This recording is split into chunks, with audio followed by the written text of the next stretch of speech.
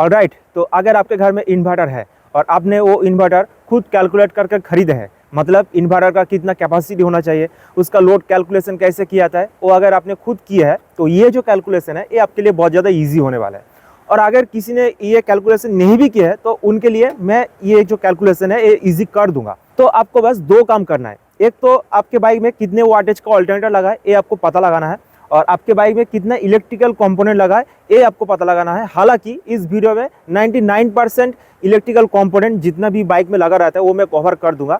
Bike specific कुछ अलग हो सकता है वो मैं आगे जाके आपको बता दूंगा। तो आपको बस ये दो इन्फॉर्मेशन आपको गैदर करना पड़ेगा, कितना इलेक्ट्रिकल कंपोनेंट है और कितने वाटेज का अल्टरनेटर लगा है। तो सबसे पहले हम आते हैं अल्टरनेटर पे। अल्टरनेटर है क्या? अल्टरनेटर बेसिकली पावर जनरेटर है जो इलेक्ट्रिकल करंट को प्रोड्यूस करते हैं। तो इलेक्ट्रिकल इंजीनियरिंग के भाषा में जो चीज़ मतलब जो जनरेटर सिंगल फेज में करंट को जनरेट करता है उसको ही हम जनरेटर कहते हैं।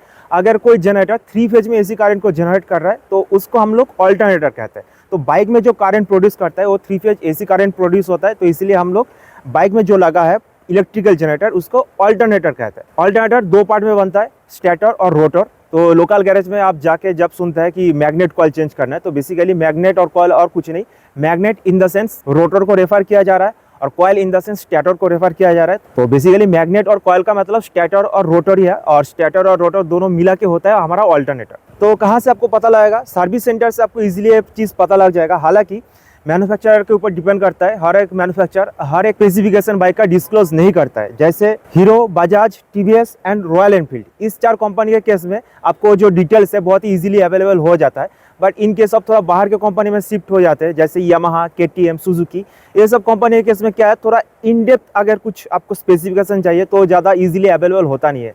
सर्विस सेंटर में भी आपको बताया नहीं जाता है, या फिर मुझे नहीं पता उन लोगों को एक्चुअली पता होता है कि नहीं। पार्ट्स के लिए भी सेम लफड़ाई होता है, बाहर में पार्ट्स इजीली मिलता नहीं है। मतलब केटीएम, सुजुकी का अगर मैं बात करूँ तो पार्ट्स का टॉपिक अलग से रखता है, अभी इस बारे में बात करता है।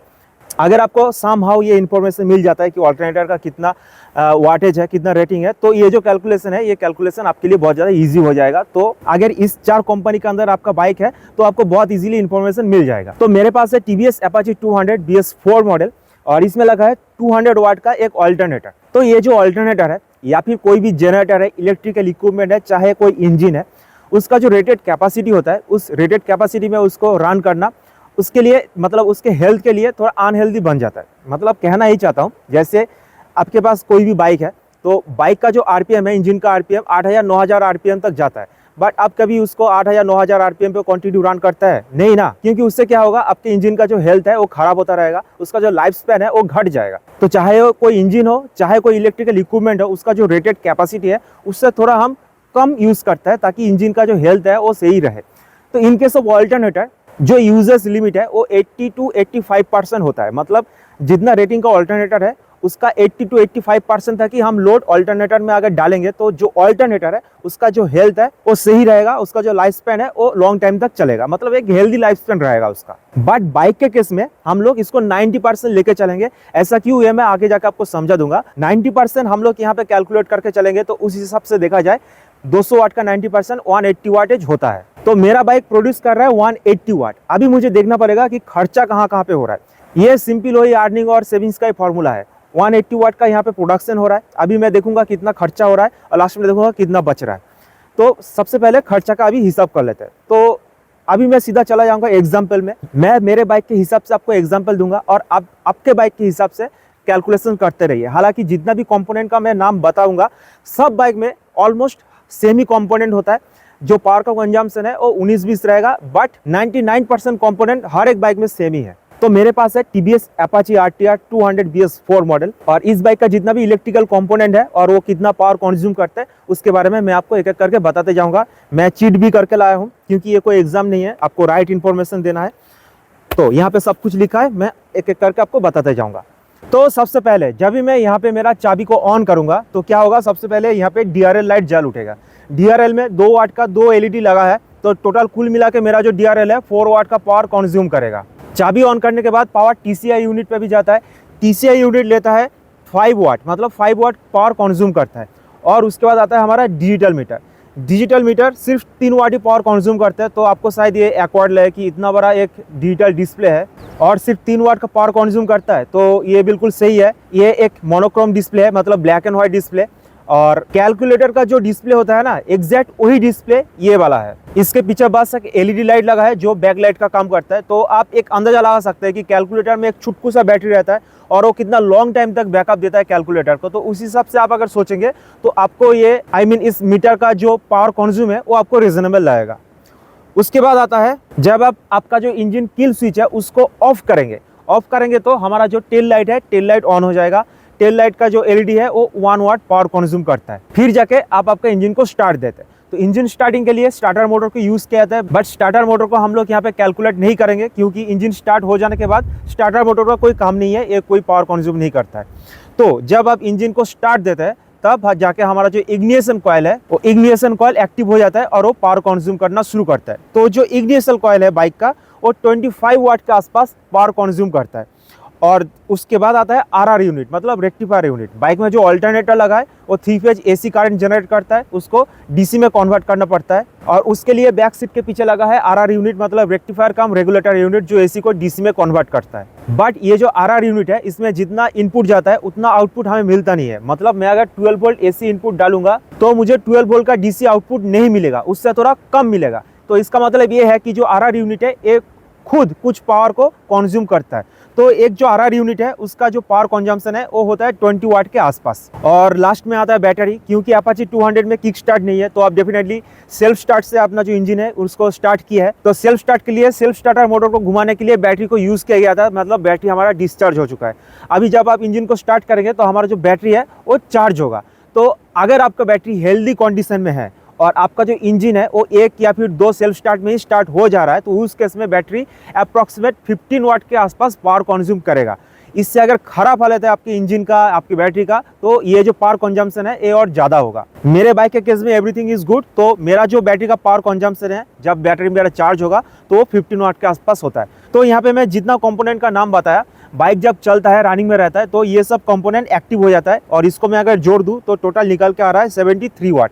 मतलब बाइक जब रनिंग में रहेगा तो 73 वाट के आसपास इलेक्ट्रिकल पावर कंज्यूम करता है बाइक का जितना भी इलेक्ट्रिकल कंपोनेंट है। उसके बाद मैं जब रात में राइड करता हूँ तो रात में जो हेडलाइट है ये हेडलाइट भी ऑन हो जाता है। तो मेरे बाइक में जो हेडलाइट लगा है ये 35 वाट का हेडलाइट है। तो 35 वाट मैं इसके साथ अगर जोड़ दूँ तो कुल मिला के टोटल बन गया 108 वाट। तो ये जो मैं 108 वाट का पावर कंजम्पशन में निकाला, याद रखिए ये एक अप्रॉक्सीमेट वैल्यू है, एवरेज वैल्यू है।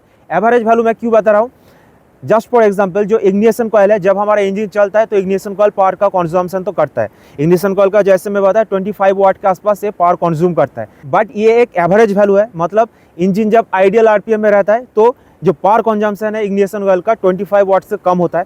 इंजन जब आपका पूरा भागता है 5000 6000 आरपीएम, उससे भी ज़्यादा आरपीएम में चलता है तो ये जो पावर कंजम्पशन है ये बढ़ जाता है। तो इसलिए मैं बताया कि ये एक एवरेज वैल्यू है। आपके ये बाइक स्टार्ट करने से लेके राइड के बाद बंद करने तक जो एक एवरेज पावर का कंजम्पशन हो सकता है इग्निशन कॉइल के लिए और 25 वाट के आसपास होता है। तो मैं यहाँ पे ये जो टोटल 108 वाट का पावर कंजम्पशन निकाला, ये जब आपका बाइक रनिंग रहेगा तब ये जो पावर है एक कॉन्टिन्यूसली ड्रॉन होता रहेगा। मतलब आपका बाइक का जितना भी इलेक्ट्रिकल कंपोनेंट है वो पावर कंज्यूम करता रहेगा। तो ये हो गया कांस्टेंट लोड। उसके बाद आता है जो वेरिएबल होता है, मतलब वो इलेक्ट्रिकल कंपोनेंट जो कॉन्टिन्यूसली पावर का कंज्यूम नहीं करता है। उस लिस्ट में सबसे पहले आता है हमारा एबीएस मॉड्यूल। एबीएस मॉड्यूल तभी एक्टिव होता है जब आप ब्रेक को अप्लाई करते हैं। तो बाइक का जो एबीएस मॉड्यूल है वो अप्रॉक्सीमेटली 30 वाट के आसपास पावर का कंजम्पशन करता है। 30 वाट तभी करेगा जब आप फ्रंट ब्रेक और रियर ब्रेक दोनों को एक साथ प्रेस करेंगे, तभी जाकर 30 वाट का पावर का कंजम्पशन करता है। अगर आप सिंगल ब्रेक को प्रेस करेंगे तो इससे थोड़ा कम ही करेगा। उसके बाद ब्रेक जब आप प्रेस करते हैं चाहे फ्रंट चाहे रेयर, तो हमारा जो ब्रेक लाइट है वो जल उठता है। एक तो ब्रेक लाइट पहले ही जलता है और ब्रेक प्रेस करने के बाद आपको पता है और एक एलईडी लाइट वहाँ पे लीट अप होता है जो और थोड़ा ज़्यादा ब्राइट है। तो वो जो एलईडी लाइट है उसका जो पावर कंजम्पशन है वो हो जाता है 2 वाट। देन आता है हमारा इंडिकेटर। वैसे तो अपाची में हैलोजन इंडिकेटर लगा रहता है, बट मैं यहाँ पे एलईडी इंडिकेटर लगा के रखा हूँ। एक इंडिकेटर का जो पावर का कंजम्पशन है वो है 5 वाट। मेरे बाइक में कोई हैजर्ड लाइट या फिर फ्लैशर नहीं लगा है कि 4 इंडिकेटर एक साथ जलेगा। तो जब मैं टर्न सिग्नल को ऑन करूँगा एट ए टाइम 2 ही इंडिकेटर जलेगा। तो 5 वाट करके 2 इंडिकेटर, कुल मिला के टोटल 10 वाट का पावर कंजम्पशन होगा मेरा इंडिकेटर के थ्रू। एंड लास्ट में आता है हॉर्न। हॉर्न को मैं यहाँ पे इग्नोर कर रहा हूँ क्योंकि हॉर्न में यूज़ नहीं करता हूँ। सिक्किम में रहता हूँ, यहाँ पे हॉर्न यूज़ करने का कोई ज़रूरत नहीं पड़ता है। पहाड़ी रास्तों में लोग बहुत ही सीरियसली गाड़ी चलाता है लोग समझता है सामने अगर जैम है तो हॉर्न मार के कुछ फ़ायदा नहीं है, जैम खुलेगा तो लोग अपने आप चला जाएगा। तो फालतू का हॉर्न मारने का कोई ज़रूरत नहीं पड़ता है। यहाँ पे आप अगर थोड़ा बहुत हॉर्न यूज़ करते हैं तो आप भी हॉर्न को इग्नोर कर सकते हैं, कोई प्रॉब्लम नहीं है। बट अगर कोई अनाड़ी आदमी है यहाँ पे जो पागलों की तरह सड़क पे हॉर्न मारते रहते हैं, तो आप 10-10 वाट का टोटल 20 वाट का लोड और जोड़ दीजिए इसके साथ। तो यहाँ पे मैं हॉर्न को इग्नोर कर रहा हूँ, तो बाद बाकी ABS, ब्रेक लाइट और इंडिकेटर को मैं अगर जोड़ दूँ तो टोटल कुल मिला के जो मेरा बाइक का पावर का कॉन्ज्यूम है, मतलब इलेक्ट्रिकल का जो पावर कंजम्पशन है, वो हो गया 150 वाट, 150 वाट। और कुछ बच गया क्या? हाँ, नंबर प्लेट का लाइट बच गया। नंबर प्लेट का लाइट कितना है? 1 वाट भी नहीं है। अगर हैलोजन है तो 1 वाट हो सकता है, और अगर LED लगा है तो 1 वाट से भी कम, मतलब हाफ वाट भी हो सकता है। तो नंबर प्लेट का लाइट और बाइक के अंदर जितना भी सेंसर है, रिले है, वो बहुत ही नेग्लिजिबल अमाउंट ऑफ पावर का कंज्यूम करता है, तो उसको आप इग्नोर भी कर सकते हैं। आई मीन मेरे बाइक के केस में मैं तो इग्नोर कर दिया हूँ। तो टोटल जो पावर का कंजम्पशन निकल के आया 150 वाट। सो मेरा बाइक इलेक्ट्रिकल पावर जनरेट कर रहा है 180 वाट, मेरे बाइक में खर्चा हो रहा है 150 वाट, तो मेरे हाथ में बचा 30 वाट। तो मेरे पास यूज करने के लिए 30 वाट का इलेक्ट्रिकल पावर अब अवेलेबल है। तो अभी मैं 30 वाट का यहाँ पे फॉग लाइट इंस्टॉल कर सकता हूँ। चाहे मैं 10 वाट का 3 फॉग लाइट भी इंस्टॉल कर सकता हूँ, 15-15 वाट का 2 फॉग लाइट भी इंस्टॉल कर सकता हूँ, वो मेरे हाथ में है। चाहे मैं अलग सा कोई डिवाइस भी यूज कर सकता हूँ, जैसे मोबाइल का चार्जर हो गया, झुनझुनने वाला LED हो गया जो बाइक के नीचे लोग लगाता है, बाइक के साथ दिवाली मनाता है, वैसा वाला LED भी मैं लगा सकता हूँ। बट जो भी मैं करूँ 30 वाट के बीच में वो होना चाहिए। तो अभी आपको शायद मेरे बाइक में नज़र पड़ गया होगा कि यहाँ पे 1, 2, 3, 4 फॉग लाइट लगा है। तो ये कैसे हो गया? इसका कैलकुलेशन कुछ ऐसा है कि मैं जो आपको बैटरी के बारे में बताया, इंजन स्टार्ट होने के बाद बैटरी हमारा चार्जिंग होता है, वो कुछ पावर कंज्यूम करता है। बट एक बार जब हमारा बैटरी फुल चार्ज हो जाता है, उसके बाद बैटरी कोई पावर कंज्यूम नहीं करता है। तो बैटरी के लिए जो मैं 15 वाट का पावर कंजम्पशन आपको बताया, एक बार जब बैटरी फुल चार्ज हो जाता है, उसके बाद ये जो 15 वाट का पावर कंजम्पशन है, ये नहीं होता है, ये फ्री हो जाता है, मतलब वो मेरे हाथ में आ जाता है। तो मेरे पास पहले से था 30 वाट, और उसके बाद बैटरी का 15 वाट भी अगर जोड़ जाएगा तो मेरे पास हो गया टोटल 45 वाट। मतलब एज ए स्पेयर मेरे हाथ में अब 45 वाट का पावर है। तो अभी मैं इसको कैसे यूज़ किया हूँ, यहाँ पे जो फॉग लाइट है मेरा, ये 10 वाट का है, बहुत ही छोटा फॉग लाइट है। एक फॉग लाइट 10 वाट का है, और यहाँ पे मेरा 4 फॉग लाइट लगा है, तो कुल मिला के मेरा हो गया 40 वाट। तो इसीलिए मैं यहाँ पे 4 फॉग लाइट 10-10 वाट का लगा कर रखा हूँ। तो यहाँ पे मैं पर्सनली कुछ चीज़ें फॉलो करता हूँ, क्योंकि फॉग लाइट रात को यूज़ होता है। तो रात में अगर मैं कोई राइड करता हूँ तो इंजन स्टार्ट देने के बाद मैं 1 मिनट के लिए इंजन को आइडियल पे छोड़ देता हूँ, ताकि मेरा जो बैटरी है कुछ हद तक चार्ज हो जाए, ताकि ज़्यादा लोड ना पड़े मेरे ऑल्टरनेटर पे, रेक्टिफायर पे। तो ये जो चीज़ है ये मैं खुद पर्सनली फॉलो करता हूँ, क्योंकि मुझे पता है मैं क्या क्या कनेक्शन किया हूँ अपने बाइक के अंदर। तो अगर ये काम आप खुद कर रहे हैं तो आपको भी ये सब चीज़ें ध्यान में रखना होगा। सो होपफुली अभी आपको पता लग चुका होगा कि आप कितना फॉग लाइट लगा सकते हैं। क्वेश्चन ये नहीं है कि कितना फॉग लाइट आप लगा पाएंगे, क्वेश्चन ये है कि आपके हाथों में फ्री में कितना पावर है, मतलब स्पेयर में कितना वाटेज आपके पास पावर अवेलेबल है। आपका जो फॉग लाइट है उसका रेटिंग जितना है उसको आप डिवाइड कर दीजिए आपके पास जितना फ्री पावर है, तो कितना फॉग लाइट आप लगा पाएंगे वो आप खुद ही कैलकुलेशन कर पाएंगे। मेरे पास स्पेयर में 45 वाट अवेलेबल था, तो मैं 40 वाट का टोटल फॉग लाइट यहाँ पे इंस्टॉल किया हूँ। और लास्ट में मैं जो आपको बताया था कि हम ऑल्टरनेटर का जो कैलकुलेशन है वो 90% क्यों लिया, गुड हेल्थ के लिए ये तो 80% होना चाहिए, मतलब 160 वाट हमारे पास में आना चाहिए। बट हम लोग कैलकुलेशन में 180 वाट का पावर ऑल्टरनेटर का कैलकुलेशन किए थे। तो उसका रीज़न ये है कि मैं अभी जो आपको बताया, जो हमारे बाइक में वेरिएबल लोड है, वेरिएबल लोड मतलब ABS, ब्रेक लैंप और इंडिकेटर, ये वेरिएबल लोड है, ऑल टाइम यूज नहीं होता है। तो ये जो वेरिएबल लोड का टोटल 40 वाट यूजेस है, ये हमेशा बाइक में कंज्यूम होता नहीं है। जब भी आप ब्रेक को यूज़ कर रहे हैं या फिर आप इंडिकेटर को जला रहा है, तभी आपका जो ये 42 वाट का कंजम्पशन है। हालांकि 42 वाट भी ऑलवेज होता नहीं है, इंडिकेटर का 10 वाट अलग से हो गया, और ब्रेक का ABS और ब्रेक लैंप दो मिला के कितना होता है 32 वाट। वो भी जब आप फ्रंट ब्रेक और रेयर ब्रेक दोनों को एक साथ प्रेस करेंगे तभी ये 32 वाट का पावर कंजम्पशन होगा। सिंगल ब्रेक को अगर प्रेस करेंगे तो उससे थोड़ा कम होगा। तो इसीलिए ये जो वेरिएबल लोड है, इस वेरिएबल लोड के चलते ही हम लोग ऑल्टरनेटर का जो कैलकुलेशन है वो 80% से 90% तक लेके गए थे, क्योंकि हम लोगों को पता है ये जो 42 वाट का लोड है ये हमेशा ऑल्टरनेटर के ऊपर पड़ने वाला नहीं है। और क्योंकि मेरे पास BS4 का मॉडल है तो यहाँ पे दो चीजें इंक्लूड नहीं हुआ। आपके पास अगर BS6 का मॉडल है तो आपके लिए दो और चीजें यहाँ पे इंक्लूड होगा। एक हो गया फ्यूल पंप जो 10 वाट से लेकर 15 वाट तक का पावर कंज्यूम करेगा, और TCI पे जगह पे आएगा ECU TCI से थोड़ा ज़्यादा पावर कंज्यूम करता है, क्योंकि वो थोड़ा बड़ा इलेक्ट्रिकल कंपोनेंट है।